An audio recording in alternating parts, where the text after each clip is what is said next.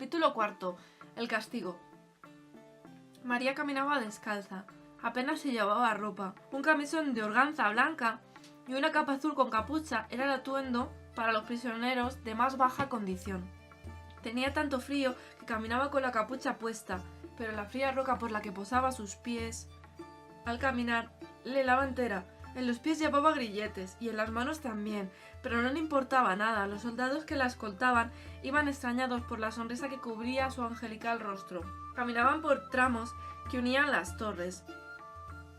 La habían sacado de una de ellas, en donde la habían tenido recluida, y la trasladaban a otro sitio. Ella, por supuesto, no sabía dónde la llevaban, le daba igual. Al torcer una esquina se paró un instante. De lejos se divisaba el patíbulo. Hoy había una ejecución. Iban a cortar la cabeza del Lord, por alta traición, eso sí lo sabía, se lo habían contado sus damas.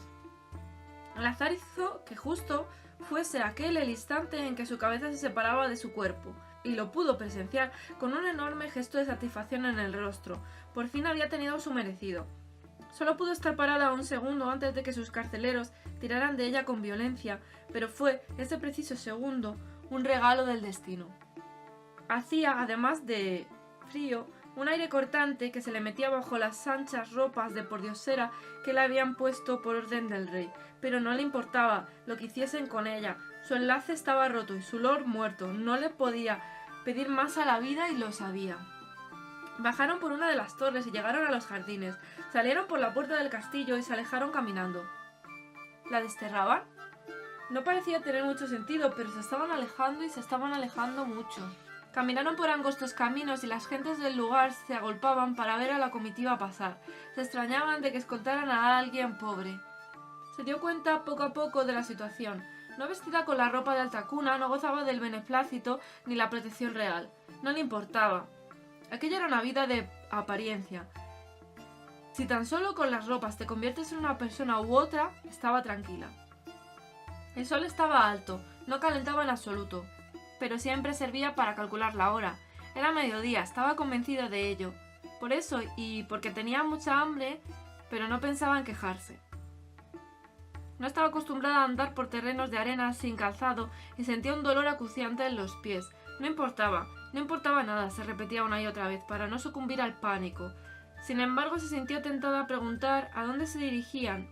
No tuvo respuesta. Se adentró por el bosque. Se había salido del camino. Era algo muy raro. No era el protocolo que se seguía con ningún prisionero. Eso lo tenía muy claro. Iba muy cansada. El ritmo de los soldados era más fuerte que el suyo. Además, andar entre la maleza le costaba aún más. Se resbaló y cayó al suelo. La levantaron inmediatamente. No había dejado de sonreír, aun a pesar del golpe. Y al alzar la cabeza del suelo vio a alguien entre la maleza. Era el chico de los ojos amarillos, la profecía. Su corazón comenzó a latir con fuerza. La empujaron para que siguiera adelante. Cuando volvió la vista atrás para mirar otra vez, allí no había nadie. ¿Habría sido una imaginación? Caminaron largo rato más. Siempre que podía miraba hacia atrás y no volvió a verlo. Podía ser posible que su nivel de cansancio le hubiese jugado una mala pasada. Estaba casi segura de que lo había visto. Esos ojos, ese muchacho, todo podía ser. Llegaron a un lugar extraño.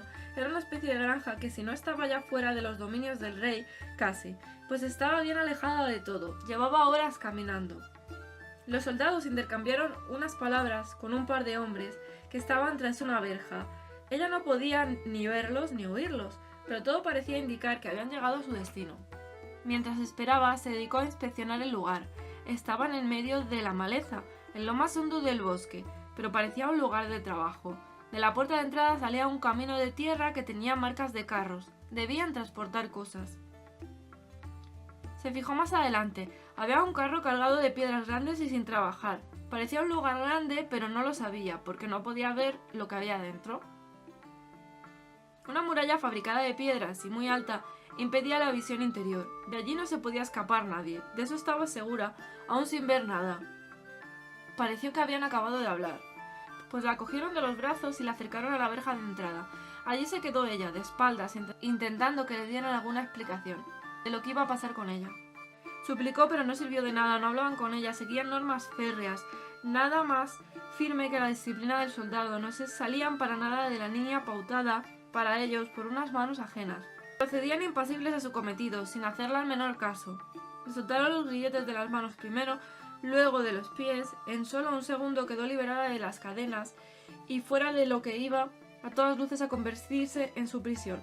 Podía haber al menos intentado, aunque solo hubiera sido eso, escapar. Sin embargo, se hallaba sumida en la incertidumbre y quería saber por qué estaba allí. Así fue como perdió aquel instante fugaz y cómo lamentaría eso después una y otra vez, en ese momento en el que ella aún no era posible que pudiese saberlo. Una mano grande y vasta la agarró por el hombro y la introdujo dentro del recinto. Otra mano asió la cerradura y con una larga llave de hierro cerró la puerta. Quedó dentro. Estaba cautiva, se dio la vuelta para conocer a sus guardianes y se percató de que su padre debía odiarla mucho si la dejaba ante aquel panorama con aquellos dos seres. Había dejado de ser una princesa, eso estaba claro, pero es que además había descendido al más bajo de los niveles. Estaba por debajo de la plebe. «Qué bonita eres», dijo uno de los dos hombres, el que la había agarrado por el hombro y le acariciaba el cuello ahora. Estaba segura de que algo raro pasaba en la cabeza de aquel hombre. Cualquier persona que pasase un segundo con aquel ser podría llegar a la misma conclusión que ella. Poseía alguna deficiencia, pero había algo más en sus ojos, estaba loco. Sin duda, una combinación así le hacía peligroso. Se mantendría alejada de él todo lo que pudiera. Además era grande, en exceso, era como un gigantón. Su aspecto físico era lo más rudo que ella había visto en su vida. Por la corte no circulaban individuos como aquel. Los guardianes de los presos de las mazmorras solían ser tipos bastante corpulentos, pero este era a su lado colosal. Tanto cuerpo para un cerebro de mosquito, la naturaleza era cruel a veces. Sus facciones eran duras, tenía el pelo muy corto y claro, sus ojos eran pequeños y azules. En general sus facciones eran pequeñas e iban a la contra de su corpulencia. Era feo. No te acerques a ella, y cuando digo que no te acerques es que no te acerques. ¿Ha quedado lo suficientemente claro? El otro hombre era muy delgado, enjuto, pero también era fuerte. Sin duda, su fortaleza se debía al trabajo. Se le notaba un cuerpo trabajado en exceso, su cara mostraba el desgaste del trabajo duro. Parecía mayor y a buen seguro era un hombre joven. La vida de cada cual se llevaba impresa en la piel. Nuestra piel es el papel del libro que lleva escrita nuestra historia. Era moreno, su cara no destacaba por nada en especial, pero no era feo. Como vio que aquel otro hombre no contestaba y que continuaba pasando su mano por el cuello de María, le propinó un puntapié. Acto seguido, el loco la soltó. «Ay, que sí, que me ha quedado claro. Es importante que lo recuerdes, Damián. No se la puede tocar». El hombretón se marchó y ella quedó sola con el hombre más coherente. «Ven, acompáñame, te contaré cuál será tu cometido aquí y te mostraré dónde dormirás». Comenzó a caminar delante de ella y María le siguió. Como vio que le había defendido, decidió preguntarle su nombre, a lo que él, visiblemente distante, le respondió. «Usted no está autorizada para hacer preguntas, ha venido aquí para obedecer órdenes». Era otro soldado, no llevaba uniforme y era a todas luces un siervo, pero un soldado al fin y al cabo. Atravesaron un vasto terreno diáfano sin ver nada, tan solo arenas y rocas. Aquel lugar estaba lleno de piedras, era un sitio grande. Llegaron a una casona de piedra al final, tenía una parte que era como un taller. El hombre la condujo de detrás a un lugar parecido a una cuadra, estaba lleno de paja. «Aquí dormirás». «¿Aquí? Pero si esto es para animales», se sorprendió. «Son órdenes del rey, te dedicarás a lo mismo que nosotros, nos levantamos al alba y nos retiramos cuando se marcha el sol, así que no te preocupes, dormirás donde sea. Trabajamos de la piedra, la convertimos en bloques para la construcción, levantarás peso hasta la extenuación». María se sintió turbada y se llevó instintivamente las manos al vientre. Comenzaba a notarse hinchado. Han dictaminado en la corte que estás embarazada y tu padre quiere que o pierdas ese bebé o te mueras. María se sentó en el suelo de paja. Comenzaba a oscurecer y se filtraba el frío por todas partes en aquel lugar. El hombre comenzó a marcharse, pero cuando estaba a punto de traspasar el umbral, se detuvo un instante y volvió la cabeza hacia ella. «Una cosa más, no busques compasión aquí, no podemos ofrecértela, apareceríamos muertos al día siguiente. Nadie debe pagar por los errores que hayas cometido tú. Aunque claro, no es que yo pretenda juzgarte, no es mi condición, esto es solo un aviso. Comenzarás a trabajar mañana al alba, recuérdalo. Ahora te traerá la cena Damián». Y se marchó. Un profundo sentimiento de soledad invadió a María. Le daba igual el bebé, ya no quería ese hijo, lo que de verdad le preocupaba era su situación. Estaba claro que no sobreviviría mucho allí a base de trabajos forzados de tal magnitud. Al cabo de un rato apareció Damián con la cena, que consistía en un caldo y un mendrugo de pan. Se los comió sin rechistar, pues no había tomado nada desde el desayuno. Mientras cenaba, Damián la miraba lascivamente desde un rincón. María tenía el miedo impregnado en la piel, pero él no se le acercó, salvo para coger el plato y llevárselo una vez hubo terminado. Luego se quedó sola, nunca había dormido en el suelo, sin embargo no tuvo muchos problemas para conciliar el sueño. Había sido un día duro y le esperaban muchos peores.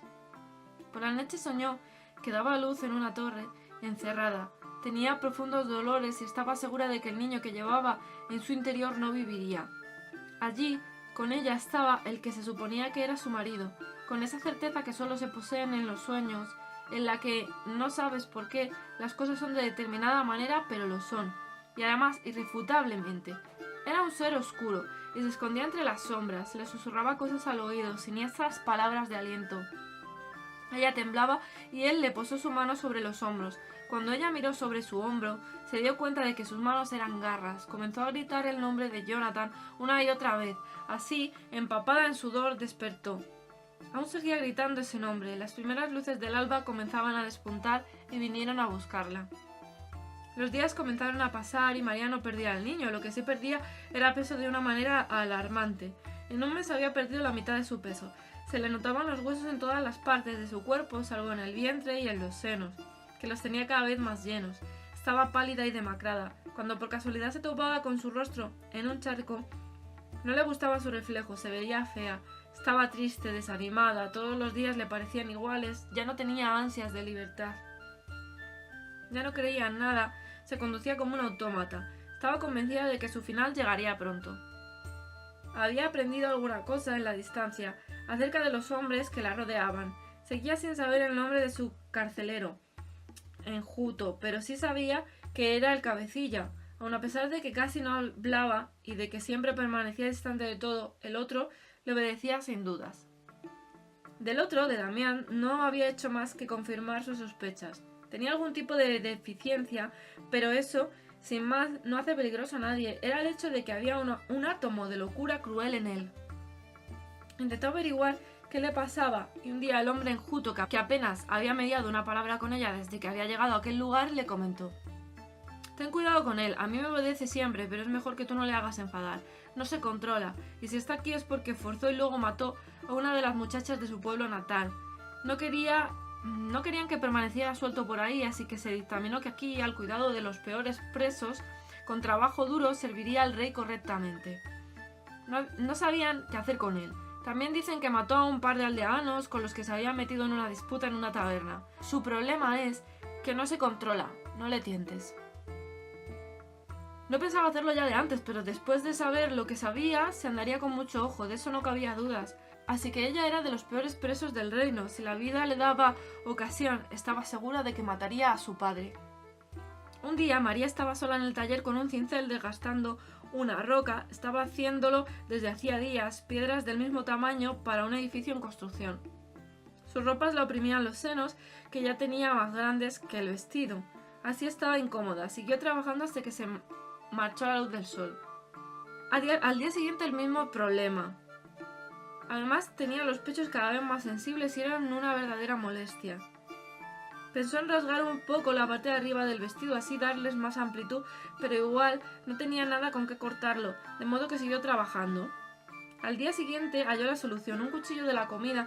Sin embargo, no podía llevar a cabo esta tarea delante de Damián. Esperó a que éste se ausentara en algún momento durante la comida y comió muy lentamente para dar con la ocasión adecuada. Al fin, este se marchó por alguna herramienta y ella quedó sola con el cuchillo. Se rasgó el vestido un poco nada más, pero el alivio y la comodidad que sintió era infinita. Cuando alzó la vista del vestido, se dio cuenta de que Damián estaba allí, con su mirada lasciva y fuego en los ojos.